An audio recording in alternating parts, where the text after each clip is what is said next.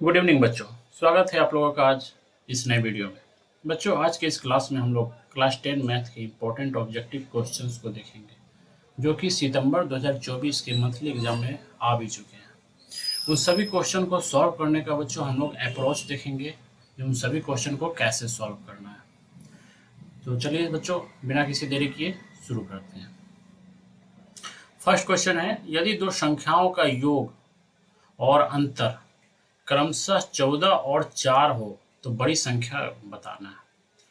तो मान लीजिए कोई दो संख्या है x प्लस वाई, दोनों का जो है जोड़ दिया हुआ है 14 और दोनों का जो है अंतर दिया हुआ है 4। तो बच्चों इसे हम दो मेथड से बना सकते हैं।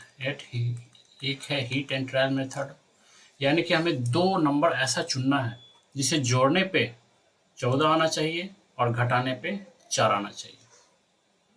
तो चलिए हम लोग देखते हैं 10 और 4 को देखते हैं। 10 और 4 को जोड़ने पर 14 सही है, और 10 में से 4 अगर माइनस करें तो कितना आता है 6। तो ये हो गया गलत। इसी तरह से हम लेते हैं 11 और 3। 11 3 14 और 11 में 3 माइनस करेंगे तो कितना हो गया 8। तो ये भी नहीं होगा। हम लोग 9 और 5 को ट्राई करते हैं। 9 5 कितना हो गया 14 और 9 में से 5 को माइनस करेंगे तो कितना 4। तो ये मेरा जो है क्वेश्चन को सेटिस्फाई कर रहा है, यानी कि आंसर क्या होगा 9 और 5। इसमें से बड़ी संख्या बोल रहा है तो बड़ी संख्या हो जाएगा 9। बच्चों दूसरा मेथड हम लोग के पास है एलिमिनेशन मेथड, जो कि आप लोग एलिमिनेशन मेथड से ही बना सकते हैं। ये वाई वाई कट जाएगा, एक्स एक्स को जोड़ देंगे तो 2x बराबर 14 4 18 और x 18/2 और 2 नमा 18, तो कितना हो गया 9। अब x का मान समीकरण 1 में रख के जो है हम y का मान निकालेंगे तो y का मान कितना आ गया 5। इस तरह से भी बना सकते हैं, लेकिन एग्जाम में अगर इस टाइप के क्वेश्चन को दिया जाए तो हम लोग जो है बच्चों heat and trial method use कर सकते हैं।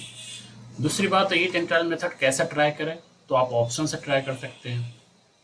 जैसे आप 18 में कुछ भी जोड़ेंगे तो 14 नहीं आएगा, तो ये नहीं होगा। 10 का ले सकते हैं, 10 4 14, 10 में 4 गया 6, तो नहीं होगा। 9 लेके तो बन ही गया। 12 लेके हम लोग कर सकते हैं हीट एंड ट्रायल, 12 और 2 14 और 12 में जो है 2 घटाएंगे तो 10, तो ये भी नहीं हुआ। तो हम लोग इससे भी बना सकते हैं। नेक्स्ट क्वेश्चन हम लोग देखते हैं, cos 30 डिग्री। cos 30 डिग्री का मान पूछा जा रहा है, तो ये आप लोगों को याद होना चाहिए। cos 30 डिग्री का मान होता है √3/2, ऑप्शन बी। थर्ड क्वेश्चन है sin theta equal to cos theta, यानी कि थीटा का ऐसा मान लेना है जो कि sin थीटा बराबर भी हो और cos थीटा बराबर भी इक्वल हो। तो ऐसा दो मान बच्चों आप लोगों को पता है 45 डिग्री में होता है। 45 डिग्री में क्या होता है, साइन एंड कोस का मान इक्वल होता है, टेन एंड कोट का मान इक्वल होता है, सेक एंड का मान इक्वल होता है। तो ये आप लोगों को याद रखना है। तो डायरेक्ट बिना पेन उठाए ये सब क्वेश्चन बनेगा बच्चों। नेक्स्ट क्वेश्चन है, देखिए इसी तरह साइन 2a बराबर 2 sin a। इसमें क्या है ए क्या है एंगल का ऐसा मान लेना है कि LHS और RHS दोनों में क्या हो इक्वल माना है। तो हम लोग ऑप्शन से मान ले सकते हैं, वैल्यू ले सकते हैं, एंगल ले सकते हैं। जैसे 0 डिग्री है, 30 डिग्री है, 45 डिग्री है, 60 डिग्री है। तो हीट एंड ट्रायल मेथड इसमें भी यूज कर सकते हैं। और हमेशा याद रखिएगा जब भी एंगल में कन्फ्यूजन हो तो 0 डिग्री लीजिएगा, मान सेम आएगा, क्योंकि 2 गुना 0 कितना होता है 0, और साइन 0 का मान भी क्या होता है 0। जैसे कि साइन 2 इंटू 0 डिग्री, 0 का मान लेते हैं तो हो गया साइन 2 इंटू 0 साइन 0 और साइन 0 का मान 0। अब RHS में ये वाला मान लेते हैं 2 इंटू साइन ए का मान 0, तो 2 गुना साइन 0 का मान क्या हो गया 0, 2 गुना 0 0। इस तरह से क्या हो गया आंसर 0 डिग्री। आप ऑप्शन से बना सकते हैं। सॉरी। नेक्स्ट क्वेश्चन है, बिंदु 3 0 तथा 0 4 के बीच की दूरी। तो बच्चों आप लोगों ने डिस्टेंस फॉर्मूला पढ़ा होगा। डिस्टेंस फॉर्मूला पर यह क्वेश्चन है। डिस्टेंस फॉर्मूला क्या कहता है, डिस्टेंस फॉर्मूला होता है x2 माइनस x1 का whole square plus y2 minus y1 का होल स्क्वायर। यह कोऑर्डिनेट ज्योमेट्री से ये क्वेश्चन आ जाए। तो x2 बच्चों देखो, x2 क्या है 0 और x1 क्या है 3, 0 माइनस 3 का होल स्क्वायर प्लस y2 क्या है 4 और y1 क्या है 0 इसका होल स्क्वायर। इसे सॉल्व करेंगे, 0 माइनस 3 होगा स्क्वायर, 4 माइनस 0 4 इसका स्क्वायर, माइनस 3 का स्क्वायर क्या होता है 9 और 4 का स्क्वायर 16, 16 9 क्या हो जाएगा 25 और 25 का रूट आता है 5, यानी कि 5 यूनिट इसका आंसर हो गया। ये 5 यूनिट इसका आंसर हो गया, ऑप्शन सी। 6 नंबर बच्चों हम लोग देखते हैं। 6 नंबर कहता है मूल बिंदु से बिंदु 21 20 की दूरी क्या होगी। देखिए इसका सबसे आसान है, हम एक ग्राफ बनाएंगे, ये तो पता है आप लोगों को। ये हो गया x, ये हो गया x डैश, ये हो गया y, ये हो गया y डैश। ये तो बहुत आसान है, ये आप लोगों को पता होना चाहिए। क्या कहा जा रहा है x अक्ष का मान कितना है 21। तो एक ग्राफ क्रिएट कर देंगे, मान लीजिए यहाँ पे 21 पॉइंट है, तो यहाँ से इस तरह से ऐसे ऐसे ऐसे करके आएगा। और y का क्या है 20, मान लीजिए यह 20 है, इसको इस तरह से मिला दिया जाएगा। मिलाने के बाद देखिए मूल बिंदु से बोला, तो मूल बिंदु तो यहाँ पे है, तो यहाँ से इसकी दूरी मांगा जा रहा है। देखिए 20 का मतलब क्या हुआ, ये 20 है, यानी कि ये भी 20, और ये 21 इकाई दूरी है, तो ये क्या हो गया 21। अब देखिए ये एक समकोण त्रिभुज लग रहा होगा, और ये क्या है कर्ण। तो हम फॉर्मूला लगा देंगे पाइथागोरस प्रमेय में, उसमें क्या कहा जाता है कर्ण बराबर क्या होता है लंब स्क्वायर प्लस आधार स्क्वायर। बस हो गया सॉल्व। इसको याद करने का कोई जरूरत नहीं है, ये डायरेक्ट बन जाएगा। लंब कितना है 20 का स्क्वायर प्लस आधार कितना है 21, तो 21 का स्क्वायर। तो 20 का स्क्वायर क्या हो जाता है 400, 21 का स्क्वायर 441, दोनों को जोड़ देंगे तो हो गया 841। और 841 बच्चों हमेशा याद रखिएगा 29 का रूट है, 29 का स्क्वायर है, 29 यूनिट यानी कि 29 यूनिट। तो ऑप्शन सी। अब बच्चों ये क्वेश्चन देखते हैं, 7th क्वेश्चन है। यदि त्रिभुज ABC समरूप हो त्रिभुज DEF के, तो त्रिभुज ABC का क्षेत्रफल तथा त्रिभुज DEF का क्षेत्रफल का रेशियो पूछा जा रहा है।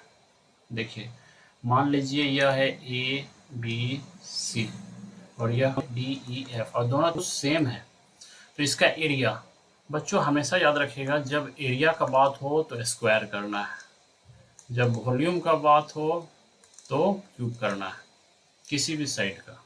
त्रिभुज में दिया रहे, त्रिभुज में तो वॉल्यूम होता नहीं है, तो एरिया जब भी होगा तो स्क्वायर होगा, वॉल्यूम होगा तो क्यूब होगा। तो देखिए ए बी भुजा जो है समरूप है तो डी के बराबर होगा, बी सी किसके समरूप होगा ई एफ के, ए सी किसके होगा डी एफ के। तो कोई एक भुजा हमको लेना है, जैसे कि ऑप्शन में देखिए ए बी दिया हुआ है, ए बी देखिए, तो हम ए बी लेंगे। तो क्षेत्रफल का काटना है, तो क्षेत्रफल मतलब स्क्वायर, फिर देखिए यहाँ पे रेशियो ले लिए, फिर ए बी की तरह ही अगर ये भुजा लिए हैं ए बी, तो इसी तरह इस साइड ही लेना है इसको डी ई, तो डी ई का क्षेत्रफल है तो स्क्वायर, तो ऑप्शन इसका क्या हो जाएगा सी। अगर इसको बनाने का दूसरा तरीका ये भी है, अगर ऑप्शन में आपका बी सी स्क्वायर रहता, बी सी स्क्वायर, तो हम लोग क्या करते हैं ये भुजा को लेते, ये भुजा को, तो हो जाता ई एफ स्क्वायर। और क्या होता अगर हम लोग ए सी स्क्वायर को लेते तो क्या होता, इस भुजा को हम लोग लेते हैं, ये क्या है डी एफ स्क्वायर। तो ये 3 ऑप्शन इसके हो सकते थे, 3 आंसर हो सकते थे। देखिए सेम क्वेश्चन 7th क्वेश्चन पे है, बेस्ट है। दो समरूप त्रिभुज की भुजाओं का अनुपात 4:9 हो तो इन त्रिभुज के क्षेत्रफल का अनुपात पूछा जा रहा है, रेशियो पूछा जा रहा है। तो मैंने आपको अभी तुरंत बताया क्षेत्रफल मतलब कि स्क्वायर करना है, भुजा दिया हुआ है, तो 4 का स्क्वायर 16, 9 का स्क्वायर 81, बस दिस इज द आंसर। देखिए सिंपल था, बहुत आसान था, कॉपी कलम उठाने की कोई ज़रूरत नहीं थी। देखिए 9th क्वेश्चन, त्रिभुज ए बी सी और त्रिभुज बी डी ई दो समबाहु त्रिभुज हैं, दोनों समबाहु त्रिभुज हैं और इस प्रकार हैं कि बी सी का मध्य बिंदु, सबसे पहले इसको नाम दे देते हैं। देखिए ये फिगर मैंने आप लोगों की सहूलियत के लिए बना दिया है, ठीक है। और ये क्या है, डी, ये मध्य बिंदु है। और क्या है, बी डी ई का क्षेत्रफल पूछा जा रहा है, रेशियो त्रिभुज ए बी सी का और त्रिभुज बी डी ई का। तो सबसे पहले क्या करते हैं बच्चों, हम समबाहु त्रिभुज दोनों है, तो कोई एक भुजा को मान लेते हैं हम 2 यूनिट। अगर ये 2 है तो ये 2 है, तो ये कितना हो जाएगा, ये भी तो 2 होगा पूरा। और डी क्या है, मध्य बिंदु है, तो दोनों को 2 भागों बराबर भागों में बांट रहा है, तो ये 1 हो गया, तो ये 1 हो गया। और ये 1 जो है वो बी डी का भुजा का माप है 1, तो ये 1 हो गया, तो ये भी समबाहु त्रिभुज है, तो ये भी 1 हो गया। अब देखिए ये समरूप हो गया, तो इसको हम ऐसे बना सकते हैं, ई और बी डी, और देखिए ये 1 1 1 हो गया, ये 2 2 2 हो गया, और दोनों का एरिया पूछा जा रहा है। तो त्रिभुज ए बी सी और त्रिभुज ई बी डी दोनों का एरिया पूछा जा रहा है। तो त्रिभुज ए बी सी का भुजा कितना है, 2 का स्क्वायर, और त्रिभुज ई बी डी का कितना है, 1 1 का स्क्वायर। क्षेत्रफल पूछा जा रहा है, तो 2 का स्क्वायर 4, 1 का स्क्वायर 1, तो यानी कि 4:1, सी आंसर। 10वां क्वेश्चन है, यदि समकोण त्रिभुज ए बी सी में कोण ए बी सी बराबर 90 डिग्री, यानी कि ये जो बीच वाला जो कोण दिया रहेगा वो 90 डिग्री है, यानी कि हम लोग को लिख देते हैं ए बी सी, बीच वाला जो कोण है वो है 90 डिग्री। तो ए बी स्क्वायर बराबर पूछ रहा है, ये देखिए ये समरूप त्रिभुज बनाएंगे, ठीक है, सॉरी समरूप आते हैं, समकोण त्रिभुज का पाइथागोरस प्रमेय लगाएंगे। तो ए बी स्क्वायर बराबर क्या होता है, ए बी मतलब लंब, लंब हो गया ये हो गया कर्ण, ये हो गया आधार। तो लंब स्क्वायर बराबर क्या होता है, आधार स्क्वायर, सॉरी कर्ण स्क्वायर, कर्ण का मान कितना है, ए सी स्क्वायर माइनस आधार स्क्वायर बी सी का स्क्वायर। देखिए ऑप्शन में है ये A C square minus B C square, option D. 11वां क्वेश्चन है हमारा, त्रिभुज ए बी सी एक समबाहु त्रिभुज है जिसके प्रत्येक भुजा की लंबाई 2a है, तो प्रत्येक शीर्ष से आधार की लंबाई पूछा जा रहा है। तो बच्चों ये फॉर्मूला आप लोगों को याद ना है, समबाहु त्रिभुज की ऊंचाई का फॉर्मूला होता है √3/2 गुना भुजा। बस आसानी से इस पे जो है वैल्यू को रख देना है। भुजा कितना दिया हुआ है 2a, 2 2 कट गया, कितना आ गया √3a, तो option C is the correct answer. देखिए 12 नंबर, 27 cm³ आयतन वाले घन के किनारे की लंबाई पूछा जा रहा है, यानी कि वॉल्यूम दिया हुआ है 27 cm³ और आपसे पूछा जा रहा है ए, यानी कि किनारा, किनारा कोई भुजा बोलते हैं, किनारा का मान। तो वॉल्यूम का फॉर्मूला क्या होता है, घन का आयतन का फॉर्मूला होता है ए क्यूब, ए क्यूब का मान दिया 27, क्यूब उधर जाएगा तो हो जाएगा √27। अब बस इसे सॉल्व कर देना है, 3 गुना 3 गुना 3, क्यूब रूट है तो 3 का जोड़ा लगेगा, 3 बाहर आ गया, 3 cm हो गया इसका answer, option A is the correct answer. 13वां क्वेश्चन बच्चों, एक घन का प्रत्येक किनारा 5 मीटर है, तो इसका कुल पृष्ठ क्षेत्रफल घन का बोला जा रहा है, घन का क्या दिया हुआ है, भुजा 5 मीटर और कुल पृष्ठ क्षेत्रफल यानी कि टोटल सरफेस एरिया, इसका फॉर्मूला होता है 6a²। 6a का मान कितना हो गया 5, 5 का स्क्वायर, 6 × 25 25, 25 6 150, 150 cm², तो 150 cm² हो गया, answer is the correct, option C is the correct answer. अब 14वां क्वेश्चन क्या कर रहा है, यदि घन का आयतन दिया हुआ है यानी कि वॉल्यूम दिया हुआ है 2744, इसका पृष्ठ क्षेत्रफल पूछा जा रहा है। पृष्ठ क्षेत्र सबसे पहले हम क्या करेंगे, भुजा निकालेंगे।